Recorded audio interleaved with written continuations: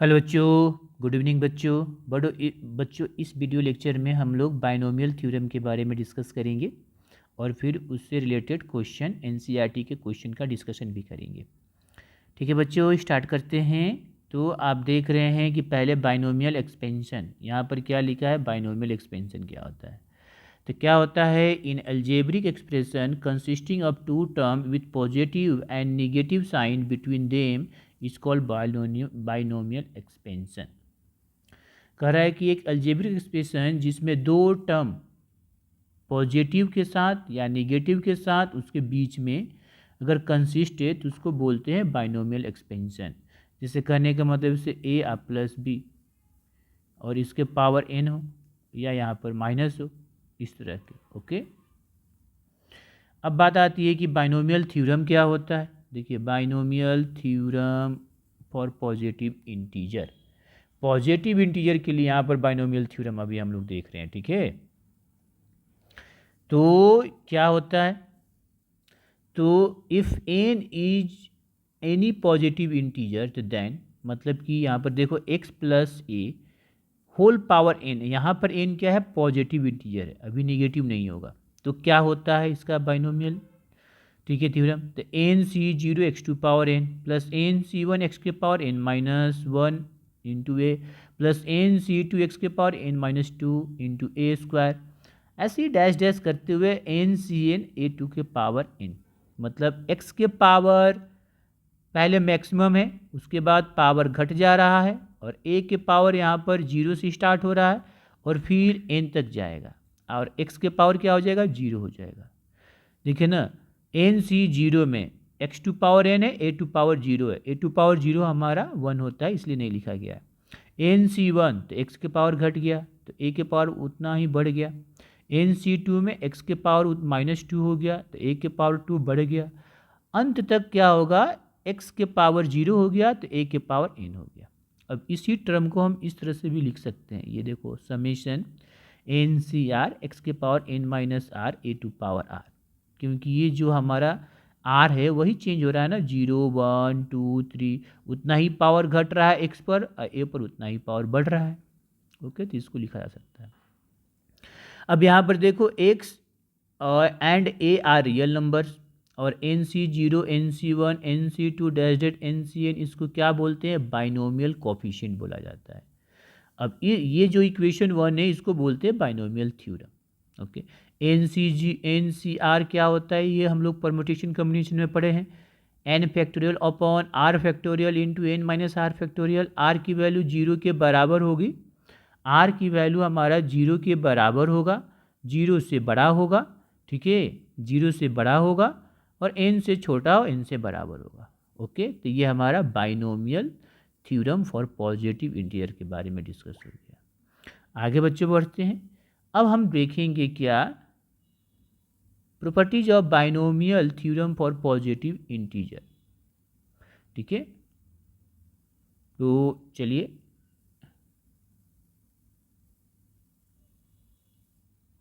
अब देखिए first properties क्या बोल रहा है, प्रॉपर्टीज नंबर वन। तो पहला प्रॉपर्टीज हमारा ये बोल रहा है, first properties, total number of a terms in the expansion of x plus a to power n. मतलब x plus a to power n हो या x minus a to power n हो, ठीक है ना। इस एक्सपेंशन में नंबर ऑफ टर्म कितने होंगे, तो एन प्लस वन। यहाँ पर जो पावर में जो एन है उससे एक ज़्यादा हुआ, क्योंकि जीरो से स्टार्ट होता है। कहाँ से स्टार्ट होता है, जीरो से स्टार्ट होता है, एन तक जाता है। तो जीरो से स्टार्ट हुआ, नाइन तक गया, तो इसमें टर्म कितना हो गया, 10 हो गया, इसलिए एन प्लस वन है। तो x plus a to power n में बाइनोमियल में हमारा टर्म कितना होता है, एन प्लस वन। आगे देखो, ये क्या बोल रहा है, sum of the indices of x and a. Indices का मतलब होता है पावर, एक्स का पावर और ए का पावर का सम करोगे तो हमेशा प्रत्येक टर्म में एन आएगा। जैसे देखो यहाँ पर एक्स के पावर एन है, ए के पावर तो है ही नहीं, जीरो है, पावर ऐड करो तो एन आया। एक्स के पावर कितना है, एन माइनस वन, ए के पावर वन है, ऐड करो n minus one plus one कितना हो गया, एन, इसमें भी एन आया। इसमें ऐड करो, एक्स के पावर कितना है n-2 और a के पावर 2 है, कैंसिल हो फिर n आया। ठीक है, अब जैसे मान लो कि n(c)(3) a x to power n-3 a to power 3, तो x के पावर n-3 है, अब +3 फिर भी आया n। लास्ट में देखो a के पावर n है और x के पावर 0 है, इसलिए यहाँ पर नहीं लिखा गया है, तो पावर ऐड करोगे तो कितना आएगा, n ही आएगा। ओके, यही चीज़ें लिखा हुआ है यहाँ पर। नेक्स्ट प्रॉपर्टी देखो, the above expansion is also true when x and a are complex number. अब ये कह रहा है कि केवल ये x और a रियल नंबर होगा तभी सही नहीं होगा। अगर ये x जो है, अगर हमारा जो ये x है, अगर यहाँ पर कोई कम्प्लेक्स नंबर हो और a की जगह पर भी कम्प्लेक्स नंबर हो, तब भी ये फॉर्मूला हम अप्लाई कर सकते हैं, तो उसके लिए भी ये ट्रू है, कम्प्लेक्स नंबर के लिए भी ये ट्रू है। आगे देखते हैं। Next properties number 4। ये प्रॉपर्टीज नंबर 4 देखिए क्या बोल रहा है, ये प्रॉपर्टीज बोल रहा है आपका, ये प्रॉपर्टीज बोल रहा है the coefficient of terms equidistance from the beginning and the end are equal, this coefficient are known as binomial coefficient. जैसे देखो NCR इक्वल टू NCn-R की वैल्यू सेम होती है। ठीक है, क्या होती है, सेम होती है। ये ठीक है, ये कर क्या रहा है, जैसे मान लो कि यहाँ पर 5C0 है, 5C1 है, 5C2 है, 5C3 है, 5C4 है, 5C5 है, 1 2 3 4 5 6, देखो कितने टर्म है, वह 6 टर्म। अब देखो तो फर्स्ट वाला और लास्ट वाला दोनों का वैल्यू सेम होगा, सेकेंड वाला लास्ट सेकेंड वाला दोनों का वैल्यू सेम होगा, थर्ड वाला लास्ट थर्ड वाला दोनों का वैल्यू सेम होगा। वही बोल रहा है कि coefficient of term equidistance from beginning से ये जो जितना डिस्टेंस इसके, ये दोनों टर्म की वैल्यू सेम है, मतलब इसका और इसका वैल्यू सेम होगा और इसका और इसका वैल्यू सेम होगा। समझ में आई रही बात, यही चीज़ें बोल रहा है ये। नहीं तो ये देखो, ये फॉर्मूला में वही हुआ कि 5C0 और 5C5 दोनों सेम होगा। अच्छा 5C1, अब 5 में से 1 घटाओ तो 4, ये दोनों वैल्यू सेम होगा। ये देखो ये बोल रहा है। ओके, आगे बढ़ते हैं। फिफ्थ नंबर क्या बोल रहा है, फिफ्थ नंबर प्रॉपर्टीज ये बोल रहा है कि the values of binomial coefficient steadily increases to maximum and then steadily decreases. सही है, ठीक है, कि बाइनोमियल कोफिशिएंट का वैल्यू जो है स्टेडली इंक्रीज करता है, इंक्रीज करके मैक्सिमम होता है और फिर स्टेडली डिक्रीज करता है। ओके, नेक्स्ट और 6 क्या बोल रहा है यहाँ पर, देखिए in the binomial expansion of x plus a to power n, तो the r term from the end, अगर इंड से हमें आर टर्म निकालना है तो कौन सा टर्म हो जाएगा, तो n-r plus 2a term from beginning से। ओके, इंड से आर टर्म और बिगिनिंग से n-r plus 2a term, clear है, तो दोनों सेम होता है। वही बोल रहा है in the binomial expansion of x plus a to power n, कहने ये देखो ax plus a to power n, और इसमें जो हमारा एक्सपेंशन होगा, जो भी हम टर्म जितने टर्म लिखेंगे n+1 टर्म लिखेंगे ना, वो टर्म आएगा। तो अगर आर टर्म इंड से अगर होता है, कोई आर टर्म है वो इंड से है, तो बिगनिंग से वो कौन सा टर्म होगा, तो n-r प्लस 2a टर्म, वो बिगनिंग से होगा, माने शुरुआत से होगा, लेकिन इंड से क्या होगा, आर टर्म। ओके, ये याद रखेंगे। नेक्स्ट देखो, next property, in n is a positive integer then number of term in x plus y plus z के पावर n इज, ये होता है n+1 इंटू n+2/2। ये याद रखेंगे। अगर 3 टर्म दिया है, जैसे x plus y plus z के पावर n है, इसमें नंबर ऑफ टर्म निकालना तो कितना हो जाएगा, n+1 इंटू n+2/2। अब n यहाँ पर 5 है तो यहाँ पर 5 हो जाएगा, यहाँ पर 5 आसानी से निकाल लेंगे। तो ये सब प्रॉपर्टीज है जो ध्यान रखेंगे। अब देखो कुछ स्पेशल केस है जो आपको पता होनी चाहिए। स्पेशल केस क्या है, केस क्या है देखो, अब देखो x minus a to power n, अब देखो प्लस वाला में क्या था यहाँ पर x plus a to power n में सभी हमारे क्या थे, पॉजिटिव थे, सभी हमारे क्या थे जी, पॉजिटिव थे, ऐसे पॉजिटिव था सब। लेकिन माइनस वाला में क्या हो जाएगा, अल्टरनेट, एक पहले पॉजिटिव से स्टार्ट होगा फिर निगेटिव, प्लस माइनस चलेगा, ठीक है। तो ये माइनस वाला में क्या चलेगा, पहले प्लस फिर माइनस फिर प्लस फिर माइनस, इसी तरह से बढ़ेगा। अब लास्ट वाला क्या होगा, तो एन तो हमें पता नहीं है कि इवन है कि ऑड है, इसलिए -1 टू पावर n कर देंगे। ओके, इसको हम ऐसे लिख सकते हैं, x minus a to power n को लिख सकते हैं summation r equal to 0 to n minus 1 power r। अब r हमारा क्या होगा, ऑड होगा तो निगेटिव, r हमारा इवन होगा तो पॉजिटिव। ओके, अब देखो अगर ये 1 plus x to power n हो तो 1 plus x to power n हो, मतलब कि ये इस फॉर्म में आ जाए 1 plus x to power n हो, तो ये इसकी फार्मूला आ जाता है nc0 plus nc1x plus nc2x square, ऐसी ये फार्मूला हो जाता है। इसको आप ऐसे भी लिख सकते हो, अगर माइनस वाला में हो तो क्या हो, प्लस माइनस साइन चेंज होता है, पहले प्लस से स्टार्ट होता है, ठीक है। आप इसको, ये और ये दोनों सेम है, इसको हम समेशन के फॉर्म में लिख सकते हैं। बस आगे देखिए 6 क्या बोल रहा है, coefficient of x to power r in the expansion of 1 plus x के पावर n इस कितना होता है, NCR, याद रखेंगे, डायरेक्ट इससे निकाल सकते हैं। अगर मान लो कि हमें 1 plus x to power n है और हमें x टू पावर r का कोफिशिएंट निकालना है तो कितना हो जाएगा, NCR हो जाएगा। ओके, मतलब इस एक्सपेंशन में हमें x टू पावर r का कोफिशिएंट निकालना है, कितना हो जाएगा, NCR। अगर माइनस हो तो बस -1 raise to power r multiply कर देंगे, ये हो जाएगा, ये याद रखेंगे।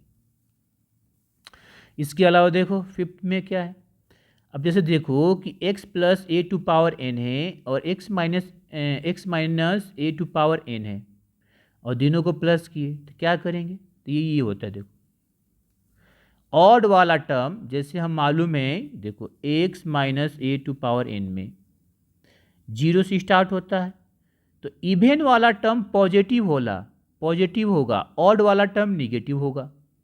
समझ में आई, आप यहाँ पर देख सकते हो, इसमें देखो ये इवन मतलब 0 है तो ये पॉजिटिव है, ऑड वाला निगेटिव है, फिर पॉजिटिव फिर निगेटिव। समझ में आ रही है बात, और यहाँ पर ये प्लस में और ये माइनस में है, तो ऑड वाला से भी कैंसिल आउट हो जाएगा और इवन वाला 2 टाइम्स ऐड हो जाएगा, इसलिए ये आया है। देखो याद रखेंगे 2 into NC0 x to power n a to power 0 हमारा इवन में आ जाता है, फिर NC2 x to power n minus 2 a to power 2, इसके बाद क्या हो जाएगा NC4 x to power n minus 4 a to power 4, ऐसे इवन वाला टर्म हमारा क्या हो जाता है, ये 2 टाइम्स हो जाता है जब इस तरह से हो तो, और जब ये माइनस हो तो इवन वाला कट जाएगा, ऑड वाला बच जाएगा, तो 2 ऐड हो जाएगा, इसका ऑड टर्म और इसका ऑड टर्म ऐड हो जाएगा, प्लस हो जाएगा। तो देखो ये है 2NC1 x to power n minus 1a, फिर देखो NC3 वाला टर्म x के power n minus 3 a to power 3, ऐसे ये बढ़ते जाएगा, तो ये दोनों याद रखेंगे। ओके 6 देखो, अब देखो इफ n इज ऑड तो then x plus a to power n plus x minus a to power n, ठीक है, and x plus a to power n minus x minus a to power n both have same number of a term, मतलब कि ये इसका number of term और इसका number term same होता है जब n क्या हो, ऑड हो। देखो ऊपर वाला में टर्म सेम होगा, और वो टर्म कितना के बराबर होता है, n प्लस 1/2। n जब हमारा ऑड हो तो इसका टर्म और इसका टर्म सेम होता है, और कितना होता है, n प्लस 1/2, इसको याद रखना है। वही n इवन हो तो इसमें टर्म कितना हो जाएगा, तो n/2+1, और इसमें टर्म कितना हो जाएगा, n/2। इवन में अलग अलग हो जाता है, ये याद रखेंगे। ओके, सब इम्पॉर्टेंट है। अब जनरल टर्म की बात कर लेते हैं। अब क्या बात करते हैं, general term in A binomial expansion. General term हम क्या लिखते हैं, TR+1 लिखते हैं। ये देखो, R+1 हमारा जनरल टर्म होता है। तो अगर x प्लस a⁴n है तो उसका जनरल टर्म मतलब R+1 टर्म ही जनरल टर्म होता है। उसका फॉर्मूला ये होता है, क्या होता है, तो NCR x⁴n - R a⁴r। Okay, याद रखना है। और दूसरा, अगर x माइनस a⁴n हो, कुछ नहीं करना है, -1/r मल्टीप्लाई कर देना है। देखो, ओके, तो ये भी हो गया। अब देखो, अगर 1 + x⁴n हो, 1 + x⁴n हो तो जनरल टर्म कितना हो जाएगा, मैंने R+1 कितना हो जाएगा, R+1 टर्म कितना हो जाएगा, तो NCR x⁴r। ओके, और वही निगेटिव में तो -1/r मल्टीप्लाई कर देंगे, ये भी। अब कुछ इंपॉर्टेंट रिजल्ट जो है, जो आपको पता रहना है। अगर ये पता रखोगे तो हमारा क्वेश्चन हम जल्दी सॉल्व कर लेंगे, और नहीं तो सॉल्व करना पड़ेगा ये चीज़ें। ओके बच्चों, तो देखिए क्या है। पहला देखो, पहला coefficient of x⁴m in expansion. इस तरह के कोई एक्सपेंशन हो, जैसे ax⁴p, b/x⁴³ और n is coefficient of TR+1। x⁴n का कोफिशिएंट और TR+1 का कोफिशिएंट बराबर होता है, लेकिन यहाँ पर r कितना होगा, ये इसमें n, p, m, p, q क्या है, सब यहाँ पर दिया हुआ है। ओके, याद भी कर सकते हो, नहीं निकाल भी सकते। उसी तरह से अगर इंडिपेंडेंट टर्म हमें निकालना हो, इंडिपेंडेंट टर्म ऑफ x का मतलब क्या हुआ, जिसमें x नहीं हो, x का पावर क्या हो जाए, 0 हो जाए। तो x का पावर 0 मतलब ये 1 हो जाएगा।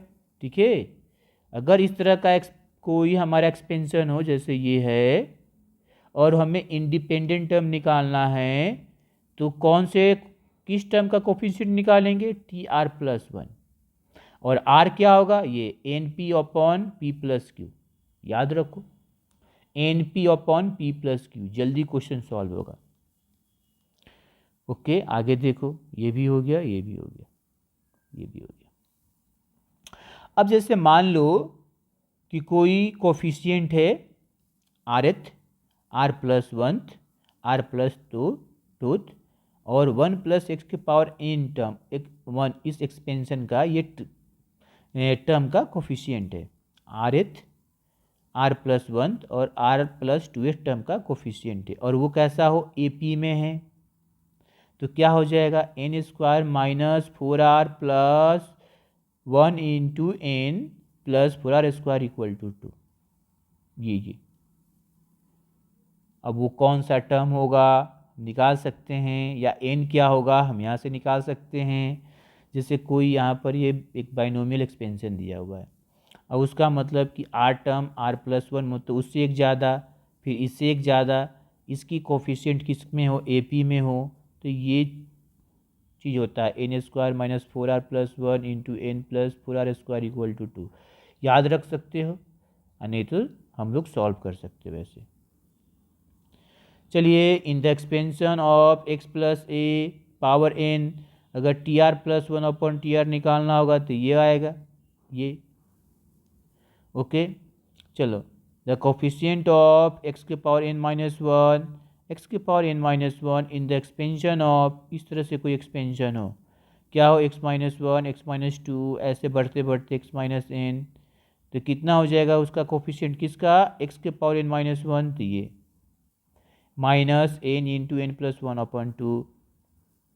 और वही, ठीक है, प्लस में हो तो इसी का x - 1 कोफिशिएंट निकालना हो, अब ये x + 1, x + 2, x + 1, x + n तक जाए तो कितना हो जाएगा, माइनस, इसमें माइनस है तो इसमें प्लस है, बस सेम है, बस प्लस माइनस का अंतर है। आगे देखो coefficient of pth and qth term in expansion are equal, तो then p plus q equal to n plus 2 होता है। अगर एक एक्सपेंशन है और उसका p टर्म और q टर्म इक्वल होगा तभी होगा जब p plus q equal to n plus 2 होगा। ओके, यहाँ पर if the coefficient of x to power r and x to power r plus 1 in expansion r कितना हो जाएगा, तो n हमारा क्या हो जाएगा, n r इक्वल, अगर इक्वल है इसका और इसका कोफिशिएंट इक्वल है तो ये कंडीशन होता है n equal to r plus 1 into a b plus 1 minus 1। अब वही इस तरह से हो तो ठीक है, इफ द कोफिशिएंट ऑफ, वही चीज़ है, ये तो सेम, ये और ये सेम है। आगे देखो ये तुम्हारे लिए इंपॉर्टेंट है, the number of term in the expansion of x1 plus x2 dash dash x r to power n कितना हो जाता है, ये याद रखते हैं, n plus r minus 1 C r minus 1। Okay, ये इंपॉर्टेंट है। अब मिडिल टर्म एक्सपेंशन देखते हैं। यहाँ पर मिडिल टर्म क्या है जी, यहाँ पर मिडिल टर्म एक्सपेंशन देखते हैं। Middle term in the binomial expansion क्या है, यहाँ पर बोल रहा है क्या कि अगर n हमारा इवन हो, जैसे मान लो कि ये x plus a to power n हो या x minus a to power n हो और n हमारा इवन हो, तो मिडिल टर्म क्या हो जाएगा, n upon 2 plus 1th term. Okay, अब वो टर्म निकाल सकते हो। अगर n हमारा क्या हो, ऑड हो जाए इसमें और इसमें, तो मिडिल टर्म क्या हो जाएगा, 2 होगा, n plus 1 upon 2th term और n plus 3 upon 2th term. Okay, note में यहाँ पर कुछ इंपॉर्टेंट चीज़ दिया हुआ है, when there are two middle term in the expansion then there binomial coefficient are equal. Okay, ये ध्यान में रखेंगे, ये नोट वाला, ये चीज़ ध्यान में रखेंगे। आगे चलिए देखिए, आगे हम लोग देखते हैं ग्रेटेस्ट कोफिशिएंट। अगर हमें ग्रेटेस्ट कोफिशिएंट निकालना है तो कैसे निकालेंगे, देखो, अगर binomial coefficient of middle term is the greatest binomial coefficient. Okay, binomial coefficient of middle term जो होता है binomial coefficient of middle term is greatest binomial coefficient. ठीक है ना, मिडिल टर्म ही हमारा ग्रेटेस्ट बाइनोमियल कोफिशिएंट होता है। अब देखो ये x प्लस ए के पावर n है और n हमारा इवन है, तो ग्रेटेस्ट कोफिशिएंट कितना हो जाएगा, डायरेक्ट कोफिशिएंट निकाल रहे हैं, एन सी एन अपॉन 2। क्या हो जाएगा, एन सी एन अपॉन 2। जब हमारा n इवन हो और ऑड हो तो क्या हो जाएगा, एन सी एन माइनस 1 अपॉन 2 या एन सी एन प्लस 1 अपॉन 2। ठीक है, यही दोनों में से होगा, याद रखोगे तो डायरेक्ट निकल जाएगा। अब हमें ग्रेटेस्ट टर्म निकालना हो तो ग्रेटेस्ट टर्म, ओके, तो हमारा एक्सपेंशन ये है और उसका ग्रेटेस्ट टर्म क्या होगा, क्या हो जाएगा, n plus 1 upon mod x upon a plus 1 is an integer equal to p मान लेंगे। ठीक है, then greatest term are T p and T p plus 1। Okay, दूसरी बात है कि यही चीज़ अगर हमारा इंटीजर नहीं हो with m as integral part of इसका, ठीक है, तब हमारा ग्रेटेस्ट टर्म क्या हो जाएगा, टी एम प्लस 1। अब देखो डिविजिबिलिटी प्रॉब्लम कैसे करते हैं, ये पूछता है कि बताइए कि इससे इतना डिविजिबल है कि नहीं है, इसका रिमाइंडर कितना आएगा, डिवाइड करेंगे तो ऐसे, तो वो भी चीज़ें समझ लेते हैं। यहाँ पर देखो डिविजिबिलिटी प्रॉब्लम क्या बोल रहा है, कोई आपका एक्सपेंशन है तो आप ऐसे लिख सकते हो, हाँ लिख सकते हैं। ओके, अब देखो इसको 1 को इधर लाओगे तो क्या आ जाएगा, माइनस, तो ये पूरा x के मल्टीपल में हो गया। देखो यहाँ से x कॉमन ले सकते हो, इसमें x है, इसमें x स्क्वायर, सब में x है, मतलब ये x के मल्टीपल में हो गया। तो ये x के मल्टीपल में हो गया मतलब ये पूरा टर्म x के डिविजिबल में हो गया, मतलब कह सकते हैं कि ये हमारा x के डिविजिबल में है। देखो x से डिवाइड होगा या x से मल्टीपल में होगा। ओके, मतलब हम इसको क्या लिख सकते हैं, m इंटू एक्स। ओके, ये हमारा जो है x के डिवाइड में होगा, यहाँ पर जो x होगा। अच्छा चलो, अगर हमें एक्स स्क्वायर में देखना है तो देखो ये NC1 कितना होता है n, तो ये हो जाएगा हमारा NX। इसको हम इधर भेजेंगे तो ये पूरा हमारा क्या आ जाएगा, देखो ये पूरा हमारा इसके बराबर हो गया, क्योंकि ये टर्म हम इधर भेज दिए। अब ये पूरा हमारा एक्स स्क्वायर के मल्टीपल में हो गया, मतलब ये डिविजिबल में हो गया, तो ये भी हमारा हो गया। ओके, अगर एक्स क्यू का देखना है तो अब इधर वाला इधर भेज दो, वो इतना आएगा। ठीक है, AN/C2 कितना हो जाएगा, अगर हम बात करें AN/C2 का, तो AN इंटू एन माइनस 1/2 होगा। तो देखो ये इधर भेज दिए, तो ये पूरा किसके मल्टीपल का है, तो एक्स क्यू का, मतलब ये एक्स क्यू, देखो देखो इसमें भी एक्स क्यू है, इसमें भी है, इसमें भी है, तो एक्स क्यू, ये पूरा जब एक्स क्यू के मल्टीपल में हो गया तो डिविजिबल भी हो गया, और ये पूरा इसके बराबर है। ओके, तो ऐसे ही हम लोग ये चीज़ें सॉल्व करते हैं। ठीक है, अब कुछ important result of binomial coefficient का हमें कुछ इंपॉर्टेंट रिजल्ट है जो आपको याद रखना है, जो बहुत काम आता है। जैसे C0, C1, C2, Cn ये है, ये 1 + x के पावर n का कोफिशिएंट है। ओके, मतलब ये जीरो वाला टर्म, ये फर्स्ट, ये सेकेंड, ये n टर्म। देखो NCr प्लस NCr-1 क्या होता है, n+1 Cr होता है। अगर देखो NCr a/n-1 Cr-1 n/r होता है, ये सभी, ये देखो ये हम याद रखेंगे, NCr/NCr-1 कितना होता है, n-r+1/r, इसे डायरेक्ट सॉल्व हो जाएगा। ये देखो C0 + C1 C2 n तक तो कितना होता है, 2 के पावर n, माने 0 से n तक होगा तो 2 के पावर n।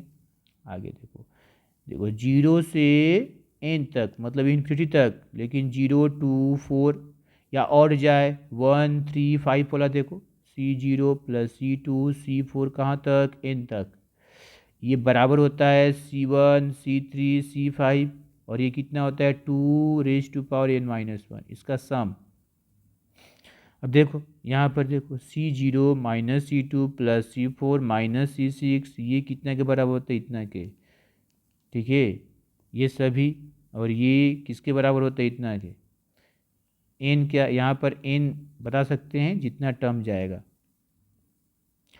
अब देखो C0 पॉजिटिव नेगेटिव ऐसे चलते रहे तो ये टोटल सम कितना हो जाएगा, 0। यहाँ पर देखो C1 - 2 C2 + 3 C3 ऐसे ही बढ़ते जाए, जैसे C1 - 2 C2 + 3 C3 - 4 C4 ऐसे ही बढ़ते जाए, तो उसका भी सम 0 होता है। तो ये सब आपका कुछ रिजल्ट है जो आपको याद रखना पड़ेगा। ठीक है, ये स्क्वायर वाला, फिर ये निगेटिव पॉजिटिव वाला, ये सब देखो, ये हमारा n जब ऑड होगा तो 0 होगा, और n हमारा इवन होगा तो ये टर्म होगा। तो ये कुछ टर्म है जो, ये सब कुछ सीरीज है इस तरह से जो आपको आप याद कर सकते हैं ये सब। ओके बच्चों, तो ये सभी चीज़ें आप ध्यान से देख लीजिए, ये याद करोगे तो हम चीज़ें आसान हो जाएगा। ओके, अब हम NCERT क्वेश्चन करेंगे।